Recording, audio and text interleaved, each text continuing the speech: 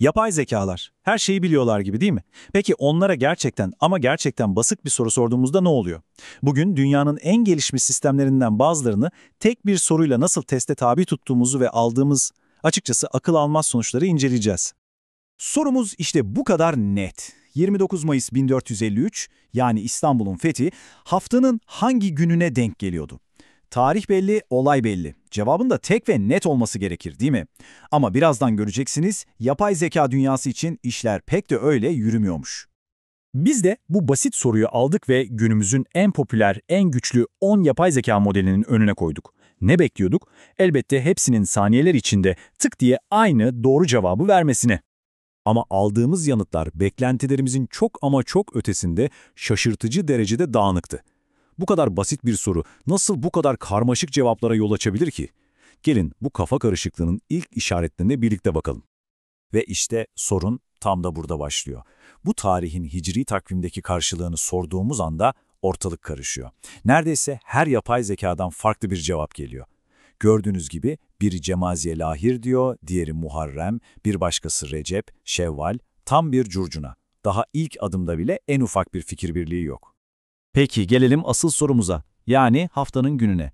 Burada bir an için sanki anlaşmış gibiler 10 modelden 8'i salı cevabını veriyor. Ama durun, yine tam bir uzlaşma yok. İki model pazartesi diye ısrar ediyor. Hatta modellerden birinin daha önceki bir denemede çarşamba dediğini de biliyoruz. Yani çoğunluk bir yönde olsa da fikir birliği hala fersah fersah uzakta. Ve gizem tam da burada derinleşiyor. İşin içine bir de geriye dönük Gregorian takvimini, yani bugünün takvim kurallarını geçmişe uygulama varsayımını kattığımızda cevaplar tamamen dağılıyor. Bakın 7 Haziran, 8 Haziran, 2 Haziran, hatta bir model tarihi hiç değiştirmemeyi tercih ediyor. Neler oluyor burada? İşte bütün bu analizin merkezindeki soru da bu. Milyarlarca hatta trilyonlarca veriyle eğitilmiş bu devasa sistemler nasıl oluyor da tek bir tarih üzerinde bile uzlaşamıyor? Gelin bu sorunun cevabını birlikte arayalım. Bu kafa karışıklığını çözmek için şimdi biraz dedektifçilik oynamamız gerekiyor. Anlaşılan sorun yapay zekalarda değil, belki de bocaladıkları konunun ta kendisinde. Yani iki farklı takvimin karmaşık hikayesinde.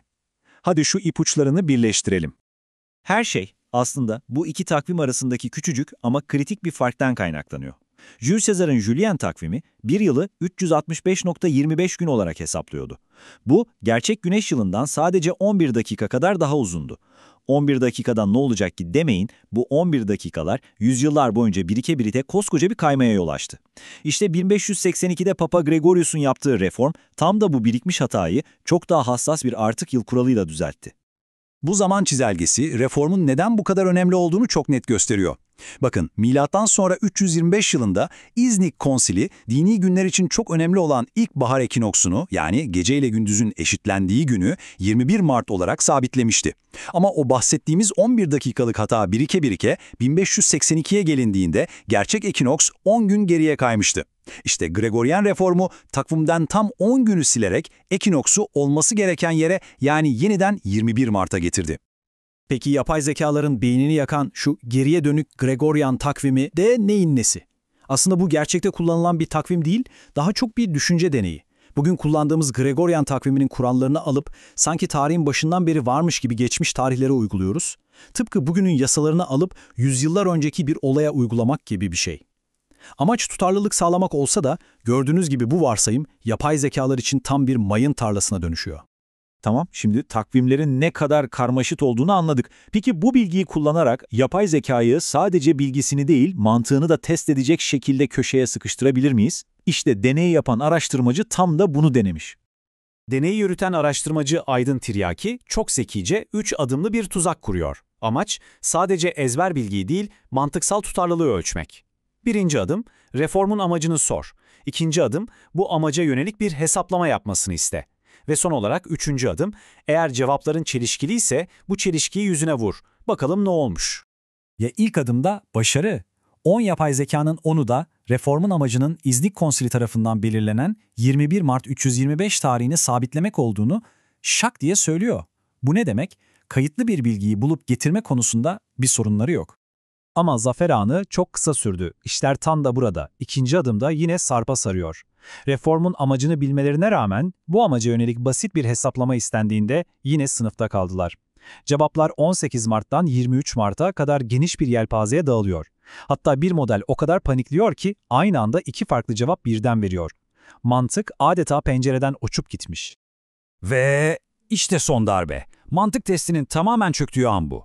Madem hedef tarihi sabitlemekti, o zaman bu iki takvimdeki tarihlerin aynı olması gerekmez miydi gibi basit bir evet hayır sorusuna verilen cevaplara bakar mısınız? 6'sı hayır diyor, 3'ü evet diyor. Bir tanesi ise ne diyeceğini bilemeyip hem evet hem hayır diyerek sistemi tamamen kilitliyor. Akıl alır gibi değil. Peki tüm bu kafa karışıklığından, bu çelişkiler yumağından sonra varılacak nihai karar ne? Bütün bu veriler bize ne anlatıyor? Deneyi yürüten yazar vardığı sonucu sadece 2 kelimeyle özetliyor. Yazarın kararı aynen bu. Yorum yok. Hani bazen kanıtlar o kadar ezici, veriler o kadar nettir ki üzerine söylenecek başka bir söz kalmaz ya. İşte o hesap. Sonuçlar kendi adlarına konuşuyor.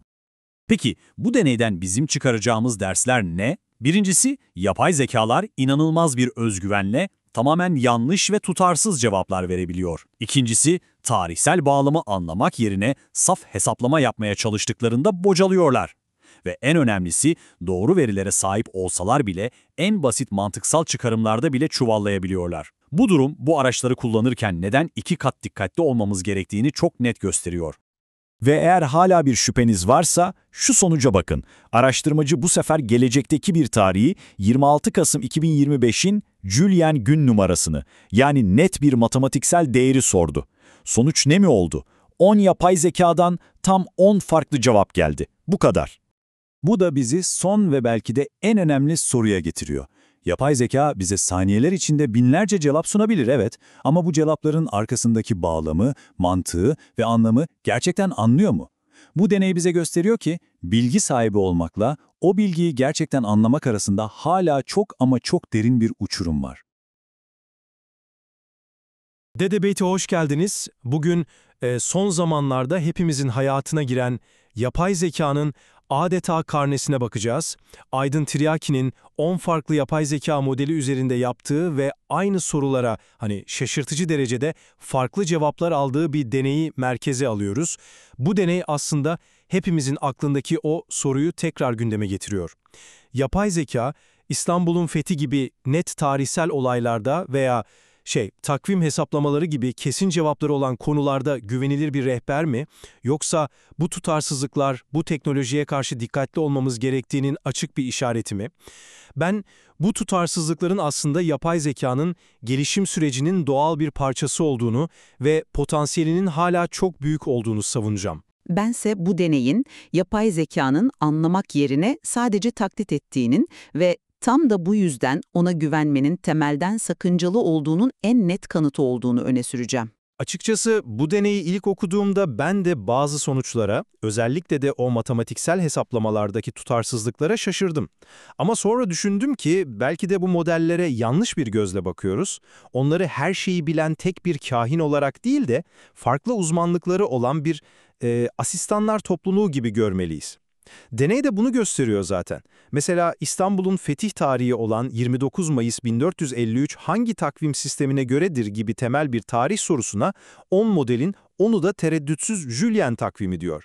Bu temel tarihsel gerçeklerde ortak bir zeminde buluşabildiklerini gösteriyor. Daha karmaşık, yoruma açık konulardaki farklılıklarsa, örneğin hicri takvim çevirileri gibi aslında yapay zekanın hatası değil.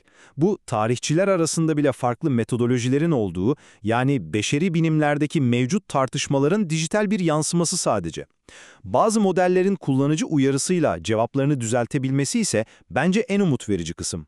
Bu onların statik birer ansiklopedi değil, öğrenen ve diyalog kurabilen dinamik sistemler olduğunu kanıtlıyor. Ben konuya tam olarak öyle bakmıyorum. Bu asistanlar topluluğu metaforu kulağa hoş gelse de ortada çok daha temel bir sorun var. İsterseniz davanın en somut kanıtıyla, yani tabiri caizse tüten silahla başlayalım. Julian gün numarası, yani JDN. Bilmeyenler için kısaca açıklamak gerekirse, JDN aslında çok basit bir fikir. Gökbilimcilerin ve tarihçilerin işini kolaylaştırmak için her güne özel tek bir seri numarası veriyor. Tıpkı her vatandaşın bir kimlik numarası olması gibi. Yani bu matematiksel olarak tek bir doğru cevabı olan bir soru ve işin koptuğu yer de tam burası. Deneyde 26 Kasım 2025 tarihinin JDN'i soruluyor. Beklentiniz ne olur? Tüm modellerin aynı doğru cevabı vermesi, değil mi? Ama sonuçlar tam bir felaket. 10 modelden 10 farklı, hepsi yanlış cevap geliyor.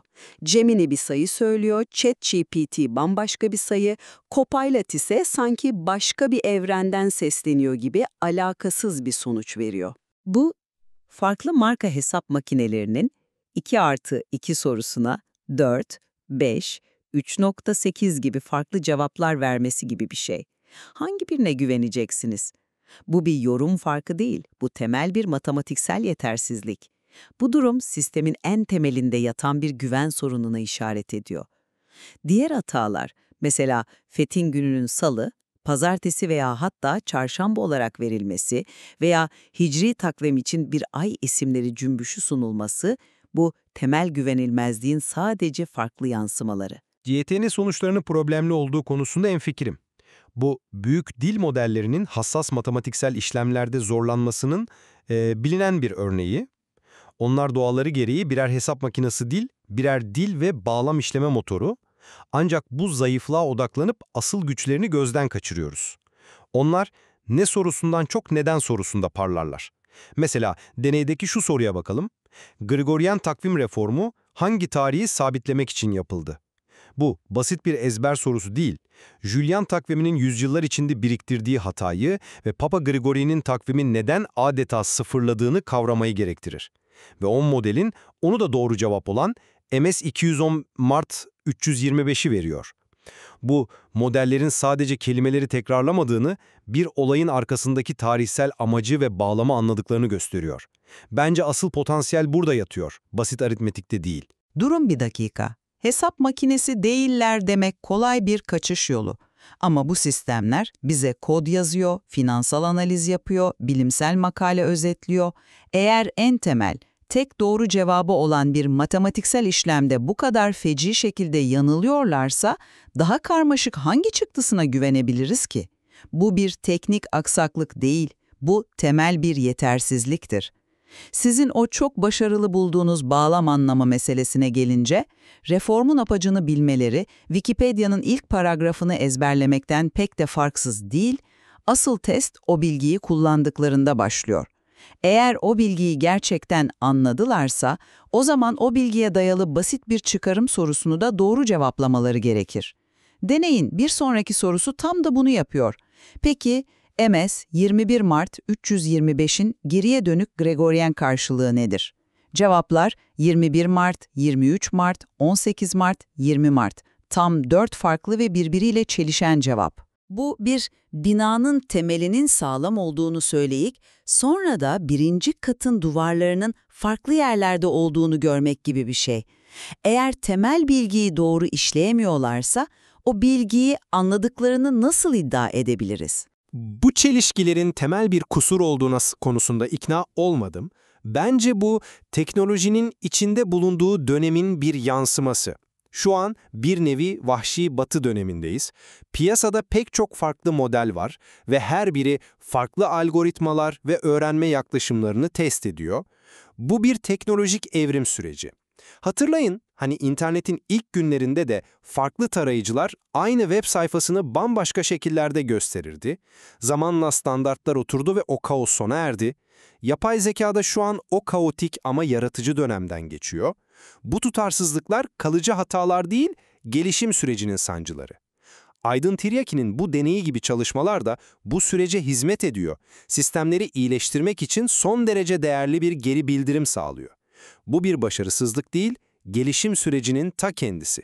Hayır, bu bir gelişim sancısı değil, bu genetik bir kusur. Çünkü bu modeller akıl yürütmüyor, sadece devasa veri setlerindeki istatistiksel kelime kalıplarını takip ediyorlar. En uygun kelimeyi tahmin edip yanına koyuyorlar. Gerçek bir mantık silsilesi yok. Bunun en bariz kanıtı da deneydeki o muhteşem mantık sorusunda yatıyor. Yazar soruyor, eğer hedef o tarihi sabitlemekse, bu durumda o tarihte Julian de geriye dönük Gregorian tarihlerin aynı kalması gerekmez miydi? Bu cevabı içinde saklı olan basit bir mantık sorusu. Ama yanıtlara bir bakın. Gemini, Perplexity ve Meta evet diyor. Geri kalanların çoğu hayır diyor. Cloud ise hem evet hem hayır gibi akla ziyan, tamamen anlamsız bir cevap veriyor. Hangi noktada gelişim bahanesi temel kusur gerçeğini örtmek için kullanılır? Bu sonuçlar bir bilinç veya anlayış olmadığını, sadece bir kelime tahmin oyunu oynadıklarını gösteriyor. Bu sorunu daha fazla veriyle veya daha iyi algoritmalarla çözemezsiniz çünkü bu mevcut teknolojinin temel tasarım kusurudur. Belki de çerçeveyi yanlış kuruyoruz. Belki de sorun teknolojide değil, bizim beklentilerimizde. Bu araçları yanılmaz bir ansiklopedi gibi görmekten vazgeçip, onları parlak ama bazen de dalgın birer asistan gibi görmeliyiz. Her güçlü araç gibi onu da doğru kullanmayı öğrenmek gerekiyor. Bizim kullanıcı olarak rolümüz, verilen bilgiyi sorgulamak, eleştirel bir gözle değerlendirmek ve özellikle kritik konularda çapraz doğrulama yapmaktır. Deneyde de bunun güzel bir örneği var. Yazar, bazı modellerin ısrarla sorgulandığında veya uyarıldığında doğru yanıta ulaştığını belirtiyor. Bu ne anlama geliyor? Bu araçların pasif bir şekilde bilgi alınacak kaynaklar olmadığını, aksine onlarla etkileşime girerek, bir diyalog kurarak en verimli sonuca ulaşılabileceğini gösteriyor. Sorumluluk sadece makinede değil, onu akıllıca kullanan insanda da var. Bu argüman, yapay zekanın güvenilir bir kaynak olma iddiasını en başından çürütüyor. Eğer bana verdiği her kritik bilgiyi başka bir yerden doğrulamak zorundaysam, o zaman en başta neden yapay zekayı kullanayım ki? Güvenilir bir kaynağın asıl işlevi doğrulama yükünü kullanıcıdan almasıdır. Bir pilota, otopilot bazen uçağı daha doğru sürebilir, o yüzden sürekli tetikte olmalısınız diyemezsiniz. Güven sistemin kendisinde olmalı, kullanıcının uyanıklığında değil. Sizin asistan dediğiniz şey aslında sürekli denetlenmesi gereken, iş yükünü azaltmak yerine artıran bir stajyer. Verdiği her hesaplamayı, her tarihi, her bilgiyi kontrol etmem gerekiyorsa bu bana zaman kazandırmaz, tam tersine zaman kaybettirir. Bu bir asistanlık değil, bu bir yüktür. Güvenilirlik bazen doğru olmak değildir, her zaman doğru olmaktır. Özellikle de JDN gibi kesin cevapları olan konularda. Sonuç olarak toparlarsam, evet bu deney yapay zekanın mevcut sınırlılıklarının özellikle de hassas hesaplamalardaki zayıflıklarını açıkça gösteriyor. Ancak madalyonun diğer yüzünde temel olgularda birleşebilme, bağlamı kavrayabilme ve en önemlisi kullanıcı ile etkileşim halinde kendini düzeltebilme gibi muazzam bir potansiyel var. Bu teknolojiyi bir hata makinesi olarak damgalamak yerine henüz gelişiminin ilk aşamalarında olan devrimsel bir araç olarak görmeliyiz. Belki de asıl öğrenmesi gereken onlar değil, bu güçlü aracı nasıl daha verimli kullanabileceğini öğrenmesi gereken bizleriz. Bu bir son nokta değil, çok heyecan verici bir yolculuğun başlangıcı. Bana göre ise Aydın Tiryaki'nin deneyi, yapay zeka modellerinin olgusal ve teknik konularda ne kadar tutarsız ve güvenilmez olduğunu açıkça belgeliyor ve bir uyarı işareti niteliği taşıyor. Julian gün numarası gibi basit bir hesaplama görevinde 10'da 10 başarısız olmaları ve basit mantıksal sorularda sergiledikleri akıl almaz çelişkiler, bu sistemlere uzmanlık ve doğruluk gerektiren konularda güvenmenin ne kadar büyük bir hata olacağını gösteriyor. Bir potansiyel olabilir, evet, ama şu anki haliyle güvenilir bir bilgi kaynağı değiller. Sadece sofistike birer kelime taklitçisidirler. Yapay zekanın bilgiye erişimimizi ve onunla ilişkimizi kökten değiştirdiği bir gerçek. Ancak bu araçların sağladığı bilgilerin doğruluğu, tutarlılığı ve en nihayetinde güvenilirliği, bu çalışmanın da gösterdiği gibi önümüzdeki yıllarda da en önemli tartışma konularından biri olmaya devam edecek. Aydın Tiryaki'nin deneyinde keşfedilecek ve üzerine düşünülecek daha çok ayrıntı var.